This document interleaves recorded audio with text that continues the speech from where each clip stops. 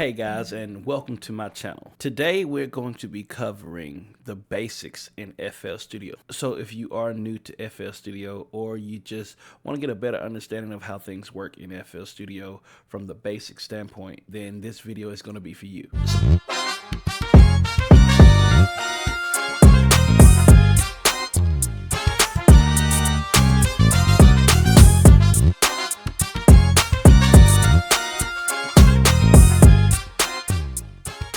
So we'll start with our control panel up here at the top. So let's start with our control panel in FL Studio. So from left to right, I'll start going over what everything is. So at the very top where you have File, Edit, Add, Patterns, View, Options, Tools, and Helps, this is your menu panel. And in this is where you can find, for File, of course, where you can create new projects, open old projects, save, export, and also find some of those recent files that you worked on. You can import MIDI files, and you can also export WAV, MP3, OGG, FLAC, MIDI, M4A. This is where you can get it mastered, because in FL Studio 21.2 we do have mastering. You got the upload, where you can upload to the SoundCloud or to your DistroKid or anything like that. Your playlist tracks, you can export those one by one, and we'll get more into that once we cover the playlist. You also have all playlist groups. You can export those. You got a video file, so things like using Fruity Video Editor or Z-Game Editor. Then here you can export your zip loop package. This is if you're going to send over basically stems to another producer or another FL Studio user. You have Project Bones, and you also have project data files. Now under edit, you have just these few basic things: cut, copy, paste, undo. And you'll notice a lot in FL Studio, when you hover over something, it shows you the keyboard shortcuts. Just about everywhere in FL Studio, almost everything, not everything, but just about everything in FL Studio has a shortcut or hotkey button for the keyboard. So it makes moving and navigating through FL Studio a lot easier and a lot swifter. Now you can choose to use the keyboard hotkeys or shortcut keys, whichever one you like to call them, or you can choose to just use your mouse. But in FL Studio, there are multiple ways to do the same thing, and that's another reason I think FL Studio is such a great DAW or DAW to work in. And then to open up old projects, you have Alt 1, Alt 2, Alt 3, and this will change depending on what project was open last. So the last thing that's open right now is Alt 1, it's tutorials, and that's the project file that I'm in right now. But however, the last thing that was open was Hayden. And if I was to click Hayden and open it up, then tutorial FLP will become Alt 2 and Hayden will become Alt 1. You have your edit, then you got your add, and here these things go to mainly your channel rack. And we'll go over the channel rack in the next segment here. But this is going to be you can add things to your channel rack, or you can add things to the playlist from here. And there's also other ways that you can do it in FL Studio, but this is just one way. This pertains to your pattern, and we'll go over patterns as well once we start to dive more into the channel rack and the playlist. But you have your view, and this is going to be basically the different windows that you have, like your playlist, your channel rack, your mixer, and your piano roll. And all of these are in your browser. All of these are here, and you can basically access these by pressing function 5, function 7, function 6, and so forth. Like I said earlier, a lot of the things in FL Studio has hotkeys. Next, you have your options, and this is going to be a lot of to do with the systems like MIDI, audio, general settings, file settings, theme settings, manage plugins. And I'll do a completely separate video on how these work and what these do. But this is how you access those. Let's say you wanted to connect a new MIDI controller. You would go through MIDI settings. Let's say you were doing a new interface or a compressor or anything like that. Audio settings, general settings is just the overall general settings of things. File setting is where you can change the title and things like the timing and all that good stuff. Then you got themes, which in FL Studio 20, or I do believe it started in 21, you can change the different themes. This is the default theme that you see on my screen now, but you do have different themes, and you can also create your own themes. And then, of course, you can manage your plugins. And there's another button for managing plugins. But all of this stuff down here is just extra options that you have when it comes to different things like audio, media, and things. You got your different tools here, and then of course you have your help. And the great thing about this is that you can always access ImageLine. If you have a paid for version of FL Studio, you can always access ImageLine just by clicking F1, and it's going to bring it up. But you also have a lot of different help options here. Below our menu panel is our hint panel, and it tells you exactly what it is. It's a hint. And basically what this means is whenever you scroll over something, the hint panel is going to tell you exactly what it is, so you don't have to question what is this, or what am I over, what am I using, or whatnot, because it's going to tell you exactly what that is. And it tells you the shortcut as well. So over the metronome, it's showing me that I'm hovering over the metronome, and that the shortcut to turn the metronome on or off is Control M. So if I hit Control M, it's going to turn my metronome on. Control M turns it back off. Next thing is the main volume. Now this is not to be confused with the master volume on the mixer, because if you turn this all the way down, it does not matter how loud your master volume is, you're not going to hear anything. So this is the main volume of the entire program. Below it, you have the pitch. So it does not matter what pitch you use or you change in the channel rack or the piano roll. If you change this pitch, everything is going to be, let's say we go up 100 cents. Everything you play now or put in the project is going to be pitched up 100 cents. This is the master pitch, so not to be confused with the pitch in any other portion of FL Studio. Next, right here, you can toggle between your pattern mode and your song mode. Pattern mode is just more so in the channel rack, and it depends on what pattern that you're on, and we'll go over that as we continue through. And then song mode puts you in the playlist. This is your playlist here. Whenever you're in song mode, everything you'll see, this little thing comes up when you're in song mode, and pattern mode, it goes away. It changes here. So when you're in pattern mode, you're just playing whatever pattern is in the channel rack. And I'll go over the channel rack as well as we get through the video. But whenever you press song, it's playing everything that's in the playlist, because this is going to be the entire arrangement. If you hit Control L, it's going to switch between the playlist, or I'm sorry, the pattern and the song. Next, you have your play button, which is also controlled by your space bar. And Control space, it's going to stop it where it is. If you just hit the space bar, it's going to stop. It's going to go back to the beginning of the song or wherever you have the seek time set to. And we'll go more over that as well later. Next, you have your stop button, also space, but it stops all the way. You have your record button, and normally if you just hit R, it's going to record. But if you right click on it here, you have different things that you can have recorded. So for instance, if you want to record just automations, you would uncheck everything here and you just record automations. If you want to record just audio, then you would just click the audio here check, or you have audio checked. If you want to record everything like I have here, I have it already checked. So you have more recording options if you right click on it. Right here is our tempo, and you can change your tempo of a number of ways. Just hover over and scroll up, or you can press down and scroll up and down and it changes the tempo. And you have your tempo in full beats and then semi. So you can change this. If we brought that down to 31 or 9, it's going to take us down just a little bit. And below it is our song position. So whenever you press play on something, let's go back to our pattern. If we press play on something, you see this thing moves. It tells us where we are in the song position here. Next, we have our metronome.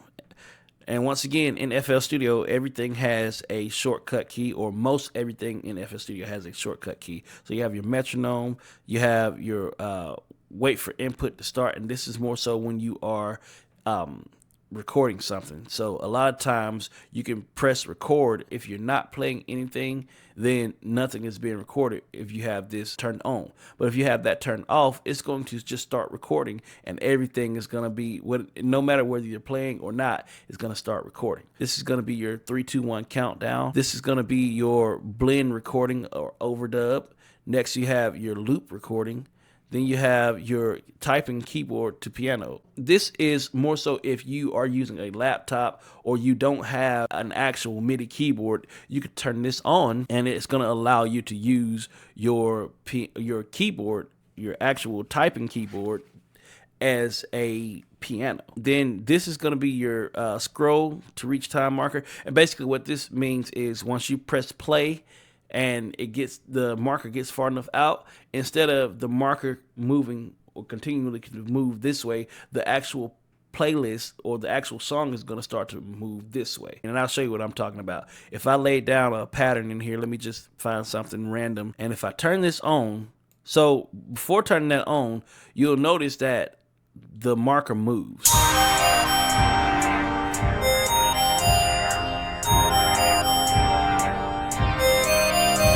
If I turn this on, the marker is going to move until a certain point, and then the song is going to start moving itself. Or in this case, the song is just going to start moving. And the marker stays where it's at. Next, you have your step editing mode, and this allows you to edit in step. Then you have your link enabled notes to group. And that's so more so in the playlist in the piano roll when you Control G. The shortcut to turn this on is Shift Alt G.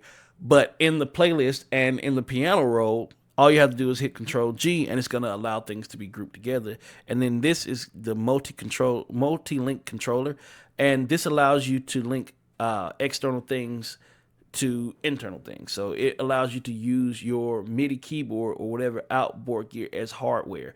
Next, you have your song position. This can be in bars or should I say this could be in measures or it could be in time. Mine is in time, but if you right click, you can go to bar beat, or you can go to step beat. Mine is in minutes and seconds. Below it, you have your main snap or quantization.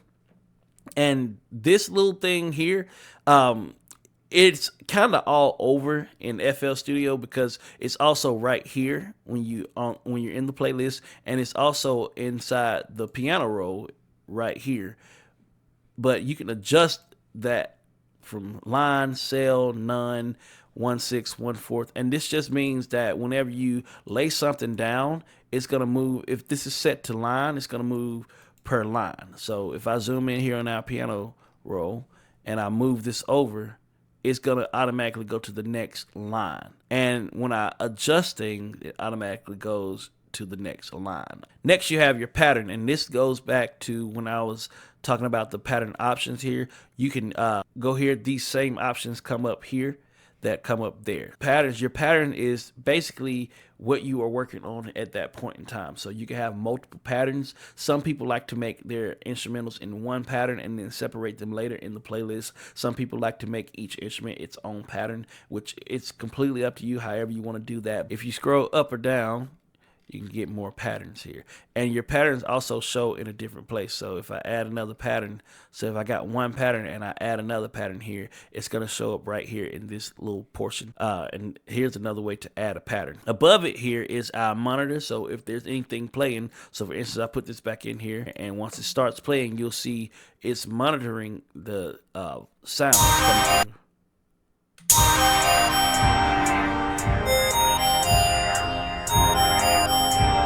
And here's going to be your peak meter.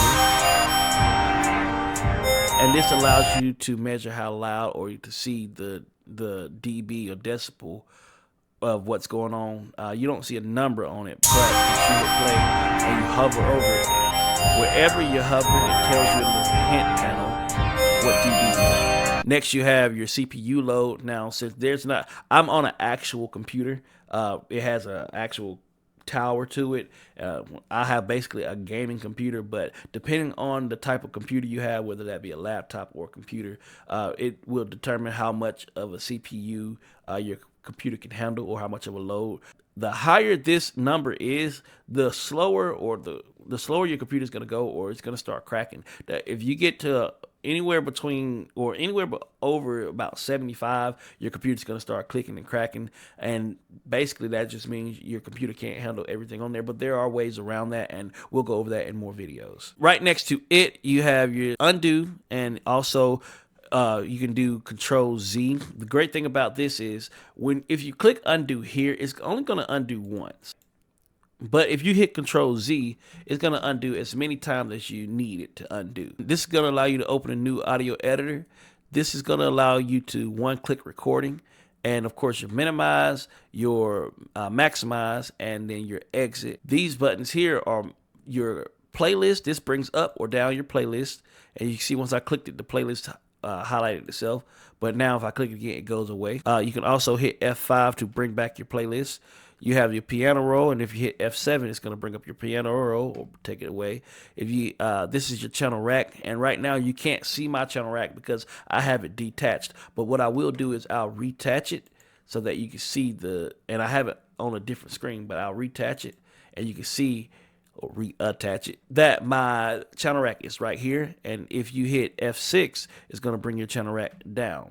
I'll put it back up, but I like my channel rack to be on the other screen, so I'll detach it here and I'll move it back to the screen that it was on. And the same thing for my mixer. My mixer is on another screen as well, but F9 will bring up your mixer, and I'll just move it on the screen here for you, but I can still kind of take it away, put it back, take it away, put it back. With it being detached like that, it allows me to utilize both of my screens, and it allows me to keep the mixer up over everything else, even if I'm clicking in the playlist. So for instance, if I bring up my piano roll, but I want to play something or I want to go back to my playlist, it's going to go over the piano roll. The playlist is still there, so if I exit out the playlist, you'll see the piano roll is still up, but it's overlapping.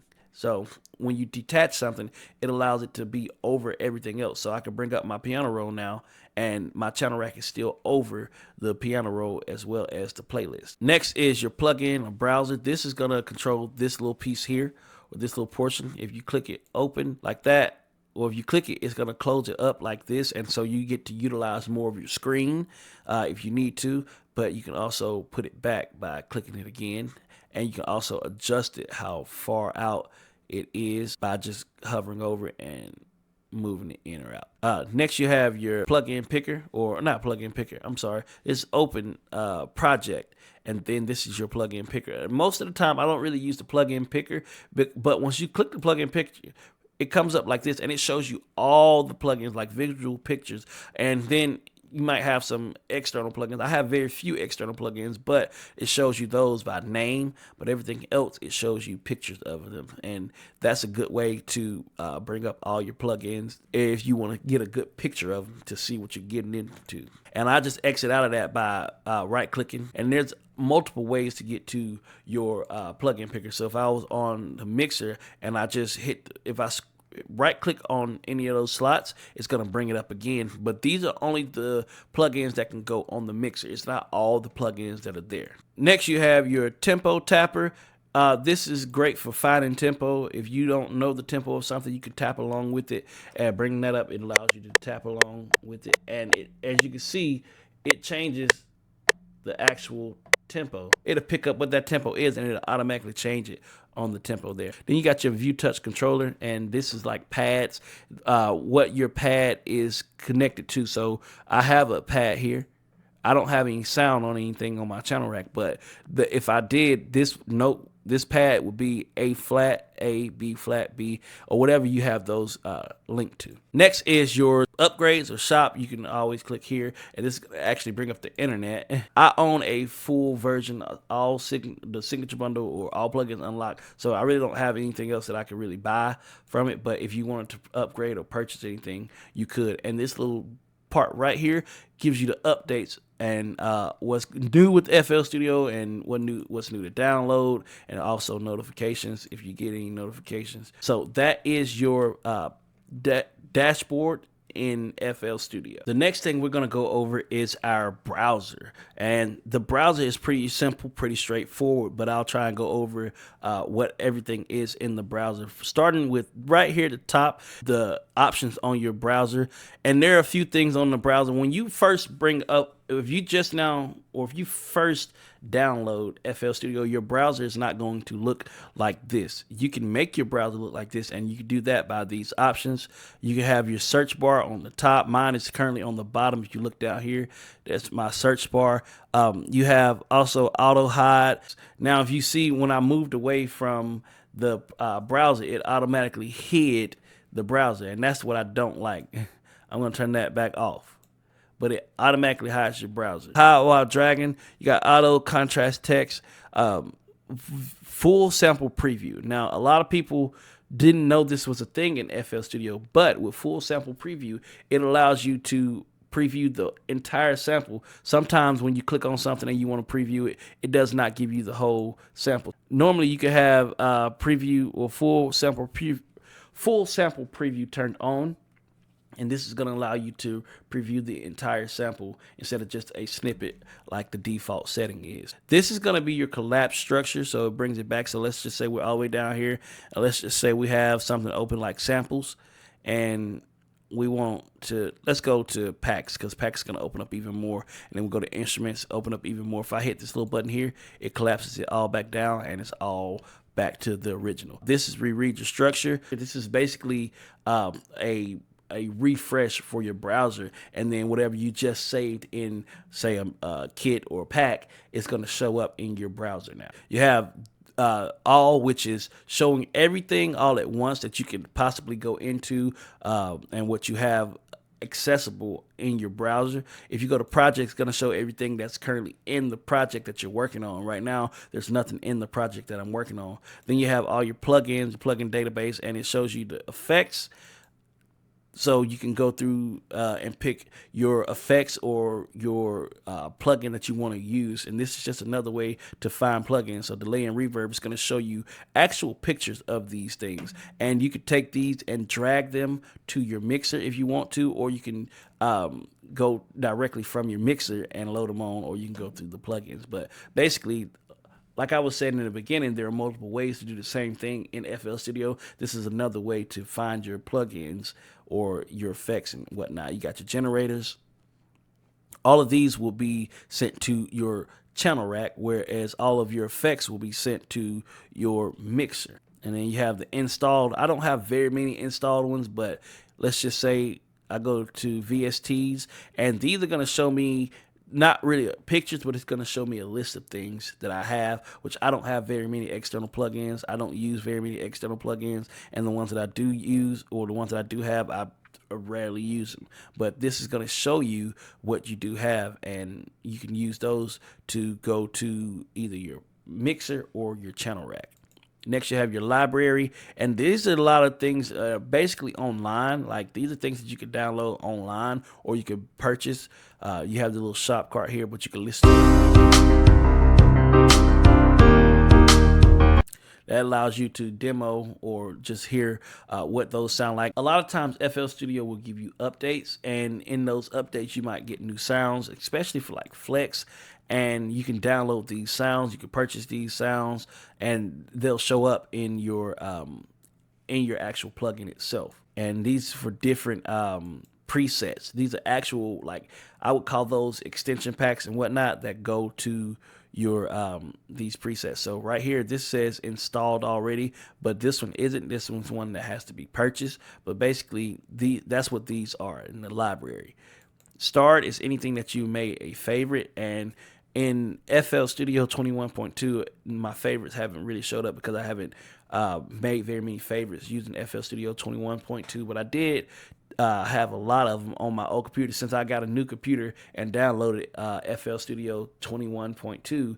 A lot of the favorites that were on my laptop didn't transfer over to my computer, but this right here allows you to go through and favorite things, and if you use those frequently, then if you go to your start, you'll be able to find them very fast. So let's just say, for instance, if I go to kits, Let's go to this sample pack, open it up, and let's just throw drum loop open. And what you could do is anytime you hover over something, you get this little star. If you click that little star, it adds that to my favorite. Now that's in my favorites. And then sounds is literally FL Cloud. And if you've not downloaded FL Studio 21.2, then you should, because this is where you can access the cloud, and there's lots of loops, sample packs, and all kind of things that you can use in here for your projects. You also have some free stuff. It shows you a lot of free stuff. When you click on it, you have to log in, and you do have to pay for a subscription if you want to download or use a lot of these other sounds that are not free. But I don't really use FL Cloud. Here on the side is just everything. I have all my drum kits and sound packs. I have them saved under kits, which you may not see kits on your FL browser, because this is something that I actually created, a folder that I actually created. And to create a new folder in FL Studio like that, what I did was I did it through my actual file settings on my computer. But you go into your file settings, so I'll bring this up here. And basically what I did was I have my kits saved here in my external hard drive, and everything else in that external hard drive is here. And then inside FL Studio, let's go to options, and then we'll go to file settings, and I set the path. So here is how you set the path, so FL Studio knows where to find things. So all of this that you see here is also in my browser. You have to manually set this so FL Studio knows where things are and how to find those for you. And then you got your sounds. Anything that you download from the sounds tab here is going to go to your sounds tab here. So it's always on your computer, and then your templates and whatnot are also here. Down below you have your tags, where you can tag things and type in certain things like plugin or VST, and it's going to show you all the plugins and all the VSTs. And then here you also have where you could type in certain things. Let's just say you wanted a snare, and I typed in snare here. Let me turn tags off. It's going to show every snare that I have and every snare that I could possibly have in here in my DAW. So you may have a lot, you may not have a lot, depending on what you have installed on your FL Studio. If you hit this little folder button, it allows you to search within the folder. So let's say I'm going into kits and I hit the folder button and I want to search inside the kits folder. I would hit something, let's just say cymatics, and now it's going to bring up everything that's got to do with cymatics in this particular folder. Back to tags here, it shows you any and all. You have types, and you have samples, MIDI, presets, project, score, image, and envelope, however you say those. But it allows you to narrow down your search options. So if I hit presets, it's going to allow me to narrow down my search options. So when I type things, if I come out of the folder and I type things like a certain preset, then if I start typing, let's just type anything, I use the search THE or the, and it brought behind the lead. These are presets that are already in FL Studio in certain plugins. So that's what that does. That allows you to do. That is your browser in a nutshell. And you can also adjust your browser to be wider or smaller. You can adjust this to take up more space or less space, just depending on what you want and what you are comfortable with having on your screen and how much space you have on your screen.